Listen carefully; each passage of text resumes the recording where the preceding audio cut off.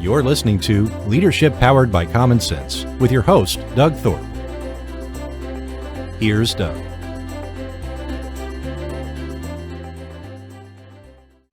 Well, hello again, everyone. You're listening to Leadership Powered by Common Sense. This is Doug Thorpe, and it's a pleasure to be back with you again today. In my experience, the business world gets locked in on some buzzwords every now and then that kind of have their own life for, 6, 8, 10 years.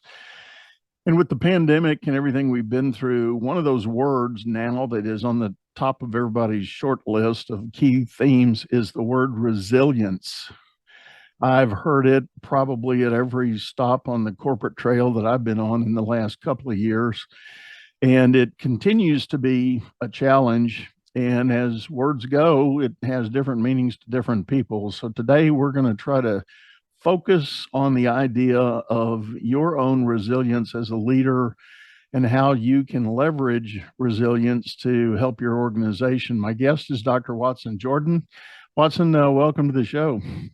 Thanks, Doug. I'm thrilled to be here, and it's nice to have resilience getting some attention. Excellent. As is somewhat custom on the show, why don't you tell everybody a little bit about your background and the journey you've been on to get to where you are today? Sure. Well, I am a lifelong educator. I worked primarily in the boarding school space. So I worked at a school. I went to a boarding school. I worked at a boarding school first as the director of technology. And then after 9/11, I was that and the director of crisis management, safety, security, and crisis management. So I was there for about 13 years and then shifted from working at a school to working with schools. And I worked very closely with the Association of Boarding Schools. And I built out their sponsorship program, and along the way, launched a number of financial products. And one of the things that happened is I'm married. We have had 3 children, and our youngest son, William, died. And he died about 23 years ago this month. And in the wake of that, and this is often the case, but it leads to my work in resilience. About 4 years ago, I wrote a book called Mine, Ours, and Yours about our life with our son, William, and our life following his death. And I was really, I think most of your listeners, I'm sure you have, sometimes you have a project that's within you. And truthfully, it is just easier to do it than to keep not doing it. So this was, this book was like that. And so simultaneously, when the book was being written, I had a number of projects that had kind of gone full cycle, and I still had a role, but it was a more passive role. Our kids were just about out of college, and I went, I'm going to work on something that's dear to my heart and not try to get a job to make X amount of money right this second. I want to see where this will go. Well, I worked with Diana Wu David out of Hong Kong, and she has a future-proof group. I was in the initial cohort. And in my work with her, I'd started volunteering in town with various places. And my joke has always been, if you'd looked at my desk, you would have gone, man, that is a mess. Well, with Diana's help, she looked at the various places where I was investing energy with youth in Asheville, with a number of different places. And she said, they seem to really have something to do with resilience. And per your introduction, at that moment, something snapped in my head and I went, that's it. And I went, oh, it's the Resilience Initiative. Because I love working, but I don't want it to be the resilience lifetime. An initiative is, not for infinity. And I had a fantastic executive writer series. I had a video series that turned into a podcast. I ended up writing a second book. I currently do coaching and training and facilitating of groups. But it was at that point, having written the book, which a key element of it is most of us will have something happen that we didn't want to happen. Often it is a tragic thing. And that really is a chance to take a good look at ourselves. How do we respond to that? Because there's a time for significant grief, and then there's a time for moving forward it to the next meaningful part of our life. And for me, that was, I wrote the book and then started the Resilience Initiative. And I like to say we promote resilience around the world. So that.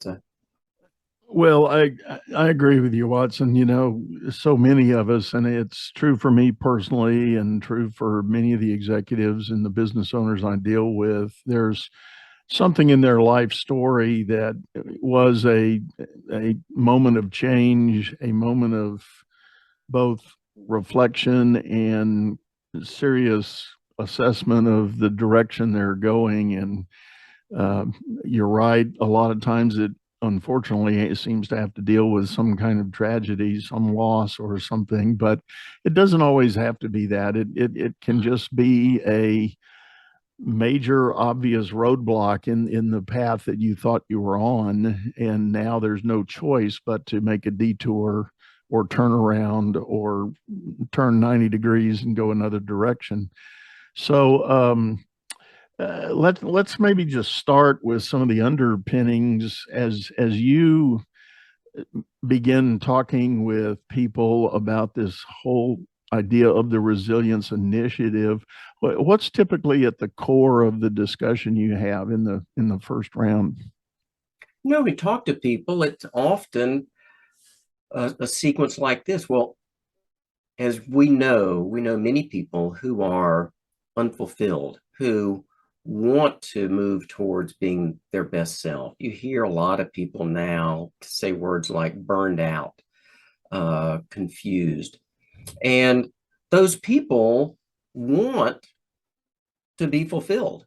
They want to be living their ideal life. They'd like to know why they do what they do. They'd like to be resilient. But it's a real challenge in the world where there's so much information, it's hard to start. And there are many voices, and there are kind of 1,000 different ways, and it can be confusing.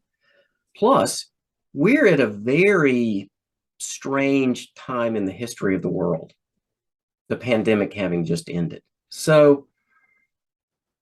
But they need a first step. We need kind of a first step to fortify our resilience.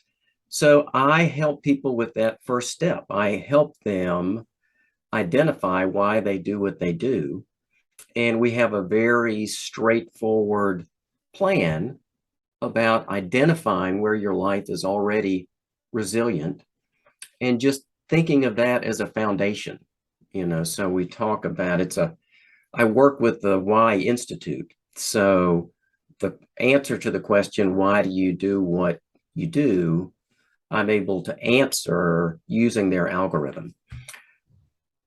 The second, third, and fourth steps are part of our 5-3-1 plan.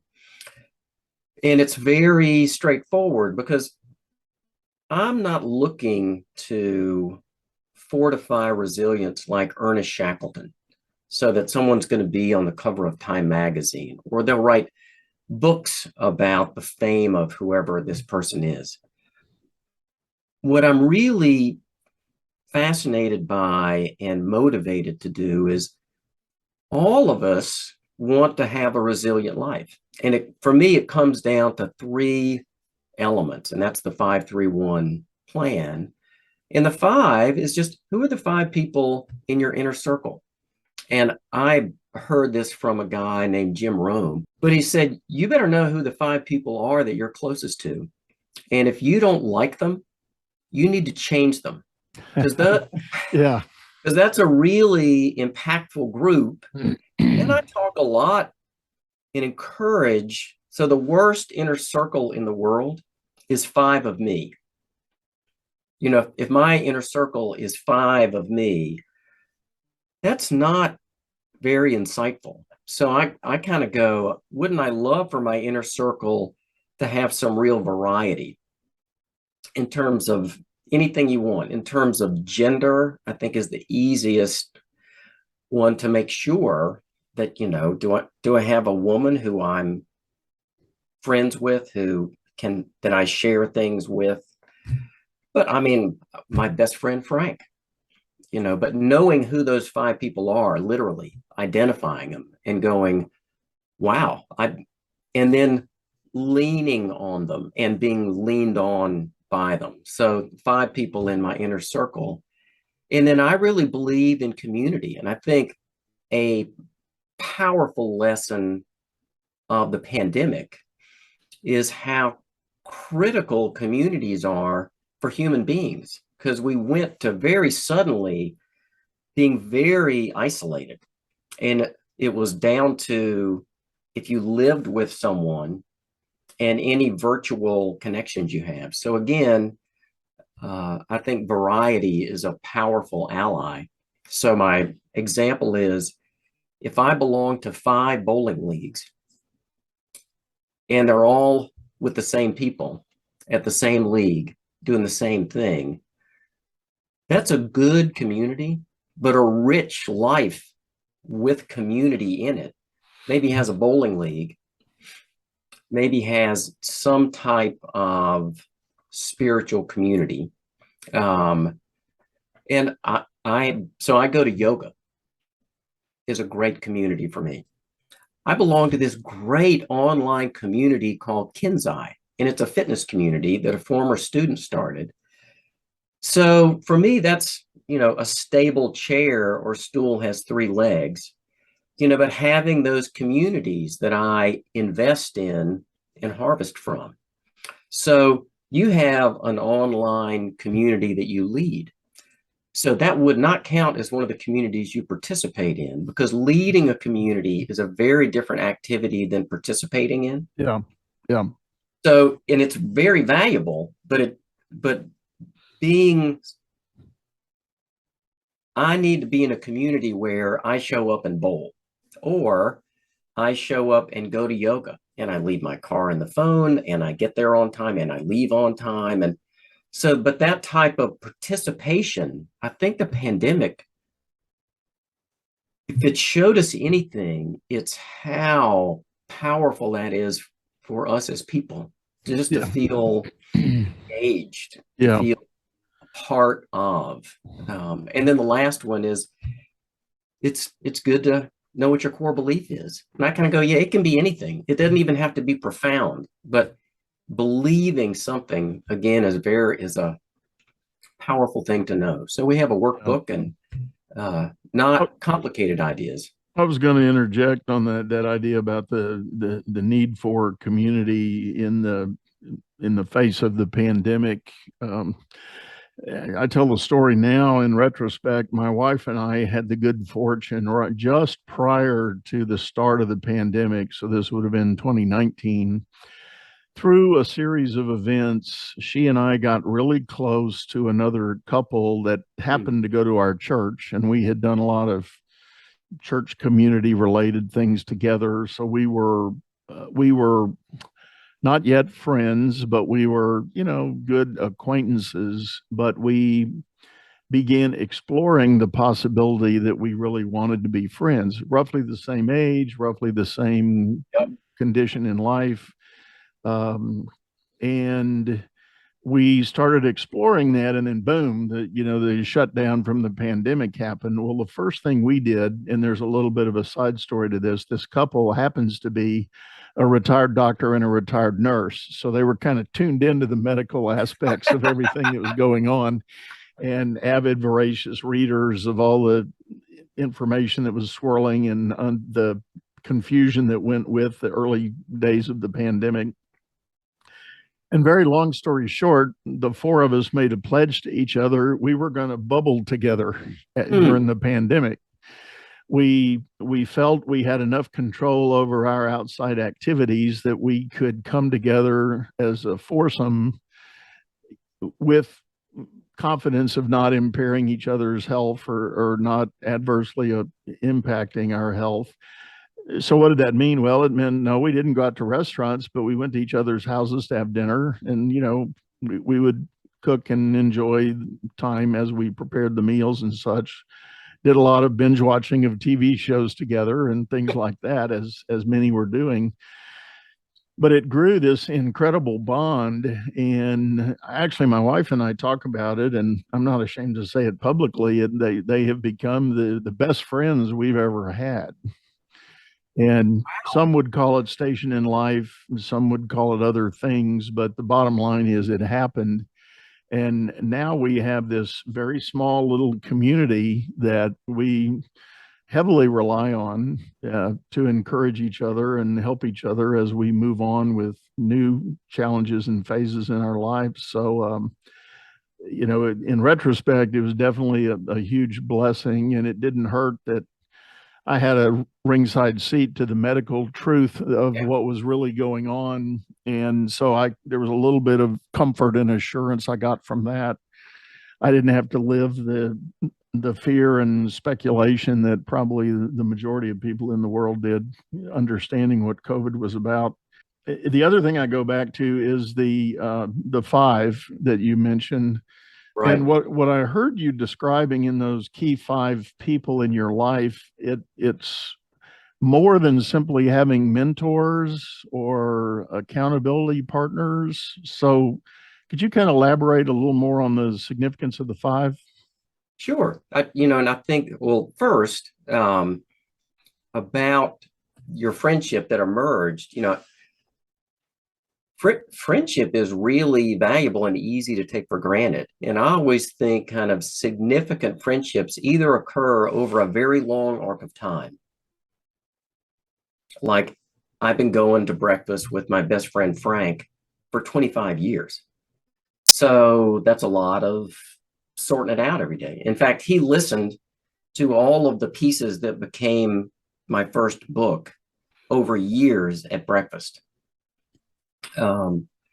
Or it's really kind of a crisis-oriented foxhole where it's a very significant kind of moment in time, and that pressure, if you're fortunate, forms something really valuable. So, how that is a real blessing. And good for y'all for seeing the blessing that was there, and capturing it. Yeah. So, well, to your point of your breakfast partner, I have a similar situation. There's a fellow that I've known for over 30 years. We actually worked together in our early career in banking, and then we stayed friends and now have a weekly breakfast that we get together. And at the end of the pandemic, he and I collaborated and wrote a book. Ended up, I think it was technically his third book, my fifth, but it was a joint project that we decided to do together that came out of that. And, but having that thread as well. And, we call ourselves accountability partners. We have these discussions like, I'm dealing with such and such. What do you think I ought to do? And how would you do it? And okay, that's what I'm going to do. Hold me accountable to that, challenge me of whether or not I do that thing that I say I'm going to do. Yeah, I think the five people there, it can come in lots of different shapes and forms. So I think it's difficult for it to be effective or beneficial if the five people change constantly. So things can change, but I think if we think of things in terms of quarters or years, those are kind of time frames where that inner circle would have some consistency. So I think it can't be a revolving door. Right. unless you're really upgrading. And then you kind of know I'm starting fresh. It's smart to learn the value of not being rash and overreacting. So, an example, I had something happen a couple of weeks ago, and I went, okay, it involved kind of attorneys and things. So I went, well, I need to sit with this, and then I need to walk through it with one of the 5 people in my inner circle, and then respond. Just talking through things, it's so valuable to just get that pause that refreshes, just that. And if they are friends, then they've known me for a chunk of time and they have some context for whatever it is. And that can be a business thing, certainly kind of the business leaders that you work with and speak to. If you're in business, something happens.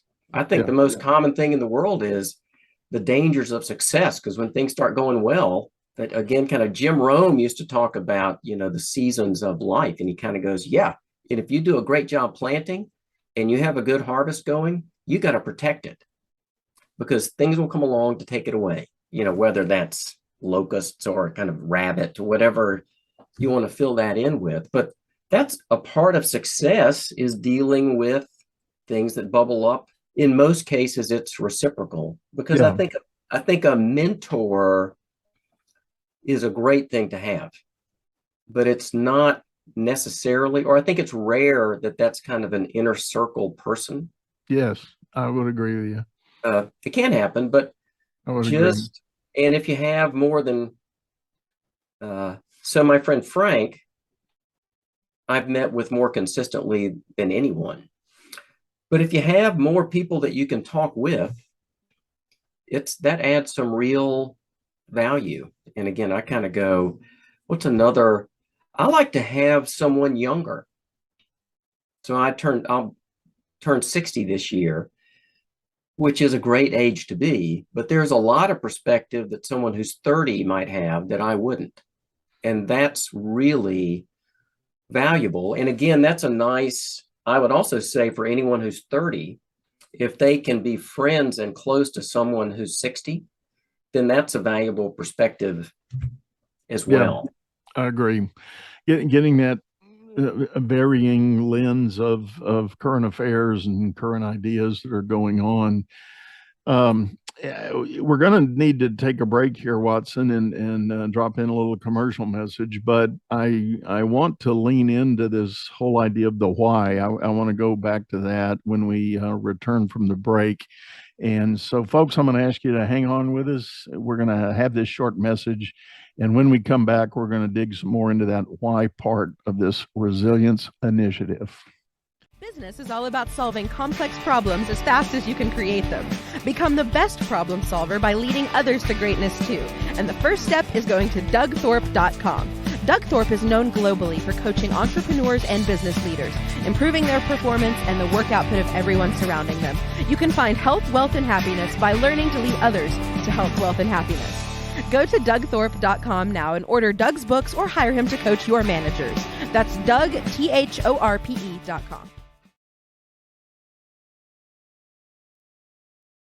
Well, hello again, everyone. We're back. You are listening to Leadership Powered by Common Sense. I'm Doug Thorpe, and my guest today is Dr. Watson Jordan. We've been talking about this enterprise that he's got called the Resilience Initiative. But at the start of the show, we did mention the magic why. And Watson, we were talking in the green room during the break here about that element of why. And as most of my listeners know, I'm a big advocate of helping people visit and do an exercise to try to determine their sense of purpose. And yes, some would call it finding the why. I've seen it happen too many times when someone comes to me and professes that they seem stuck in their business or their career or their life. We start looking at the whole idea of the why or the sense of purpose they may have, and inevitably they've either lost the vision of that or in some cases, they've never done the work to figure that out. They just grew up and got busy and found a job and started having a life and never really had any underlying drivers that were directing their effort. And when that happens, inevitably you wake up one day and go, is this worth it? What am I doing? Where am I? So, Watson, talk a little bit about your use of the why in helping people with this whole idea. Happy to. And I'll start with the example you gave, which I think is right on target. I do an annual review and planning in December. And every year I would be going along and would go, well, what's your big why? And I would look at that, and I felt like I knew deep in my soul, and I would get ready to write it down or to tell you, and nothing would come out. Yeah. And I would get frustrated, and I would go, well, my why is to get a red bike. And then I would tell you exactly how I was going to get a red bike, which is fine. But that's a goal. That's a goal where you can reverse engineer and get that event to happen, but it doesn't answer the question, why do I do what I do? So I had that experience, every year I'd go red bike, I couldn't, and I was not in the dark on doing the work or knowing kind of some of the things that motivated me. But the absence of language really was a barrier. And a friend of mine said, hey, I've been talking with the Why Institute. I think you'd like them. So one of those great moments of action, I said, okay. And I found out the person I should talk with, who's now my close friend, Dan Dominguez. And I reached out to him, and he walked me through the Why Institute's approach to this, which is they have an algorithm. And so you take the algorithm, and it goes back to kind of Simon Sinek is really the godfather of the why universe. And so he started with, well, what's your why and your how and your what? So Gary, who founded the Why Institute, worked with Simon for almost a year and figured it out. And he went, that is too hard. This is an important answer. We need to help people get this answer so that they can get moving. So they have over time constructed an algorithm, and they have a very powerful system of 9 whys. They're 9. Gary he was a dentist. He worked with people for years, and he would ask them this question, when was a time that was remarkably fulfilling for you, where you felt like all of your power and your resources and your capability was drawn and you got to apply it and it was successful, that moment of kind of being in your zone of genius. And so he started recording all their answers. And after a couple of years, he said, well, there are only 9 answers. Different, you're wearing different shoes, but there are 9 answers. So I have found that to be a powerful first step for anyone who wants to build their ideal life, who wants to be fulfilled. And often there are lots of great assessments. There are, and they can provide, but the why is a why operating system, and it's really a discovery. And it's the first step. It's kind of the cornerstone for answering those questions. You kind of go, so one of them is a better way. So I like to find a better way and to share it. Yeah. I look back at my life and I go, 100% of the time, when I was really having a rich, fulfilling experience, that was going on. So I'm kind of a natural innovator, but it's a powerful cornerstone. And with your why and your how and your what, they kind of all nest together to make this zone of genius. Mm-hmm. And it works beautifully with other Well, it works beautifully with assessments. So it's a discovery. It is set in place. And then whatever assessment you take, if it's Strength Finders or Colby, or there are many, and there are many very good ones, Right. but they fit on top of that. And it's never happened that it displaced something for someone that was valuable, but it really provided a framework for self-understanding that was very liberating and in many cases directional. I kind of backed into that finding in a very circuitous way in 2008 when we had the last big financial crisis in America, and unemployment rates went into double digits everywhere. I was working with a nonprofit that I created to help job seekers, help people find new opportunities in a bad market.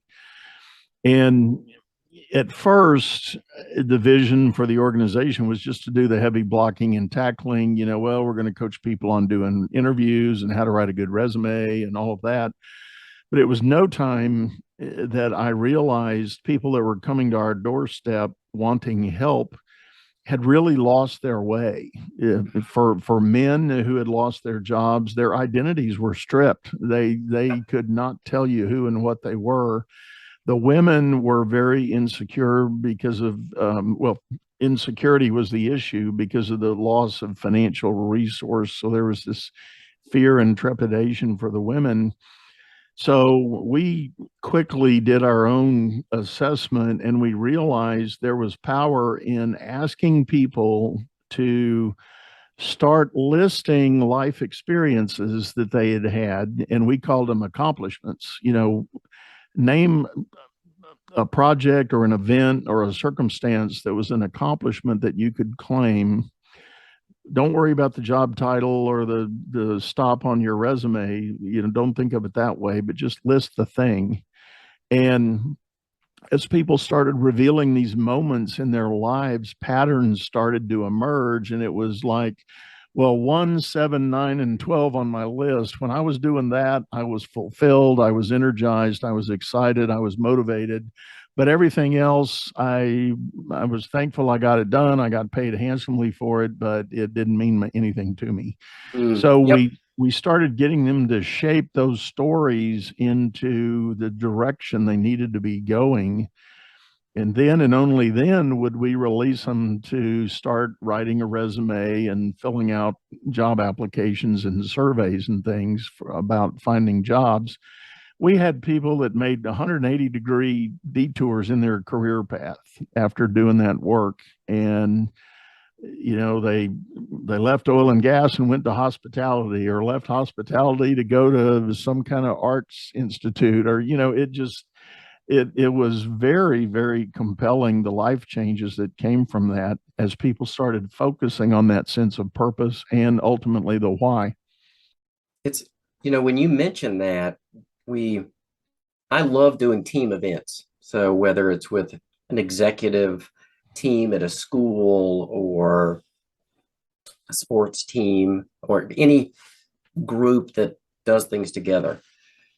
And I was doing one in late July at a school, and the process, and it was a small enough number of people where we did everything together. Mm-hmm. If you have 20 people, you really need to break into groups so that it doesn't take all day, unless that's really important but as we went around and I'd had them think about this moment where they were most fulfilled, they really, and it's thanks to the head of school, a guy named Ray Quinnell, because if the leader isn't willing to invest in this process, it's hard for other people to go any deeper in the water than she or he will go. Well, I mean, there were tears of sadness and joy. I mean, it was very powerful and emotional, and it really provided them as a team, and they are a mature team. So they had worked together for many years. They knew each other in new ways, and I would say in more significant ways than they ever had because of that team event. And it was kind of going, well, I never knew that, because so often we do get to know people incrementally, and events happen that are revealing. But it was very powerful, and I think they look back on our work this summer as they're going through this year, and it was a very powerful experience where I think they felt closer and more united. And you work with people who lead organizations and companies, and that feeling of, if everyone belongs, if everyone knows they're kind of valued and wanted and cared for and are necessary for the big events, the big goals to happen for the organization, that's a powerful organization that has that going on. And people talk about that in terms of culture now. Yeah. And I think that's, Right. I mean, I bet everyone who's listening to this has had moments where they were part of an organization where they felt that way. Mm-hmm. And they weren't. My daughter just started working for the Cleveland Browns a few months ago, and she's a video producer. And she said, today I went out and they knew who I was. And I said, that had to feel great, because when someone's new, it's just someone new. But there's a point where you're a known part of the team. So Yeah. we talked about, but that's a great feeling of kind It of. is. Yeah. And speaking of organizational impact and being part of a team, when we were in the green room during the break, we touched on this idea of get the right people on the bus. That's from Jim Collins' work. But you had a thought about that. I'm going to ask you to share that with everybody. Yeah, it's such an easy example, the right people on the right bus. But I've always felt like having the right people in the band is a much richer, funner example. So different bands sound differently. At colleges and universities, they often, for admission, use an orchestra.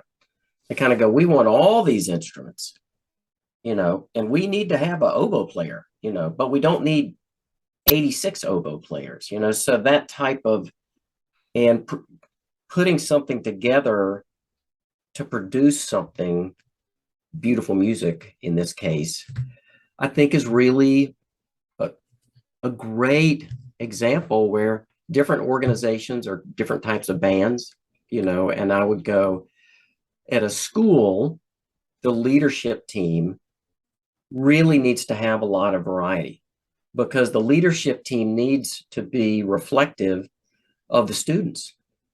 So you want there always to be somebody who a student can relate to.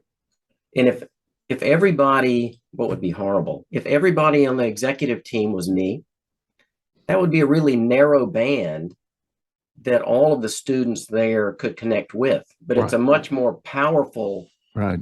But I love that idea, and I do some work with LinkedIn, and it's a sales team. So that's a different type of team, because they do the same activity. So you kind of go, well, you might think of that like a chorus where everyone's singing, but they're different. There's a bass and a tenor and a soprano, but everyone's singing. They're not. You want people who are good at sales if you have a sales team. Yeah. There can be some variety, but you want people who are effective at sales. And part of that, in my world, is really being true to who you are. Yeah. As you mentioned, the band, I'm really top of mind for me. Again, I alluded to these friends my wife and I have, the four of us. Just in the last month or so, we've had an opportunity. There have been two touring bands come through our area. One was Earth, Wind, and Fire, and the other one was the Beach Boys, of all people. Well, when you hear those names, you go, "Oh yes," but then you have to read the fine print because in the case of Earth, Wind, and Fire, of course, they've been around for 50 years, and they in the current tour they actually have three of the original members, but those guys are in their 70s now, so Yeah. you question what kind of performers are they going to be. But two things come to the front. One is, can they still do their part in whether it's voice or instrument? And in the case of Earth, Wind, and Fire, all three of them knocked it out of the park. I mean, they've still got it. They move a little slower, but boy, they can sing, they can play, all of that. But the second part that's critical is, for the holes in the band that they don't have, they've gone out and found some talent that does exceptionally well emulating the sound. So you still get the full band impact as though it was 30, 40 years ago they were cutting records. Same thing was true with the Beach Boys, and I don't want to get too far off our topic here, but the Beach Boys story is a different one. It's a very complex story. The Wilson brothers that were the founders, there's a lot of tragedy in that story. And there's now one of the original members, Mike Love, actually owns the rights to everything. And how all that happened, I don't know. But Mike and his band were the ones we saw. And Mike still sings his part very well. The other guy does his part very well, plays keyboard. But the assembly of musicians that they've brought in to make the sound is just, you close your eyes and you're there. I mean, it's 1966 all over again. And they've done a phenomenal job of piecing that together.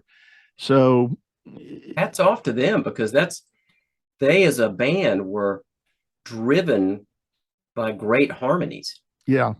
Oh yeah. So it wasn't a ton of different instruments. It was literally vocal harmony. A 5-part harmony is what they had going on. Wow, and they've done it. My club's son is one of the band members. He's a guitar player and a very good singer. So he's one of the voices that joined in and helped recreate everything. But it was a phenomenal experience. And then the other night I was just browsing YouTube and I found a version of the other touring group that still has Brian Wilson and Al Jardine in it. And I'm sad to say they're not anywhere close to what Mike Love's group does now. And so if you're going to go buy Beach Boys tickets, pay attention to who's showing up for it. Yeah. Read the fine print. Yeah. Get the right five. Wow. Yeah. But know who's in your top five. Exactly. But I beat that metaphor to death, but I think it speaks volumes to the whole idea of, when you're creating a team, find the right people to be in the band. That's so I love your word about that. Yeah. And we find that the framework from the Why Institute, the 9 Whys, is because it's fast, it's insightful, it's fun, and it's immediately actionable. But you get a different look at kind of who's on your team.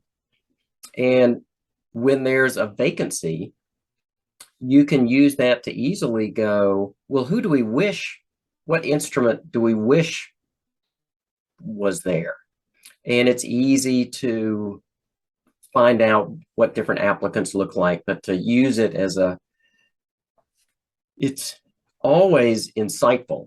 But when you're building a team, it gives you a chance to be a little bit more deliberate about, so if I use myself as an example, I'm an innovator. I just can't help myself. And there are plenty of places where that's really valuable. It's not always awesome because you keep monkeying with things all the time. That there are times where that's valuable and there are times where it's not. So if there's a chair that wants reliable, predictable results over time, I'm not the right person. I'm not the best person to be in that chair. And that's just handy to know, because this, not like, this isn't like changing the color shoes you wear. This is hardwired. It's who people are. Yeah. Yeah. Well, Watson, I appreciate your insight and coming and joining us today. We're going to have to kind of wrap this up. Tell people the best way you have for getting in touch if they're interested in learning more about the Resilience Initiative. I'm very active on LinkedIn, but my website which is #resilience.com. That's all one word. They're easy places to get on my calendar or to register to work with me to discover your why, or to find out about team events. That's great. Yep, those two, that's the best way. Well, we will have all that information in the show notes if you were catching it on the fly, if you've got your AirPods in and out on a jog or a dog walk or out in the car. But hop over there to the show notes. You'll get all that information and learn more about what Watson and his team have going on. One last time, thank you so much for sharing with us. It was a pleasure to have you here. Thank you, Doug. I really appreciate it. And everybody enjoy the day. Yeah. Well, folks, I do want to remind you again, if you're listening, we do have a video version of this over on YouTube, channel by the same name, Leadership Powered by Common Sense. Hop over there, subscribe to the channel, leave us a comment. I'm always interested in getting your feedback, getting your opinion about what's going down and what we've had here. I have an open invitation. If you would like to be a guest or think you know someone that would be a good guest to get on the mic, let me know. We're always opening. We are rapidly finalizing the 2022 broadcast schedule, and our next slots coming up soon will be out in 2023. But nonetheless, if you're a candidate for that, let me know, and we would love to get you into the studio, so to speak, the virtual studio here, and get you on air. So for now, we're going to shut it down, say goodbye, and wish you a great day. You've been listening to Leadership Powered by Common Sense, hosted by Doug Thorpe. If you would like to know more about the coaching and advisory services he provides, visit dougthorpe.com.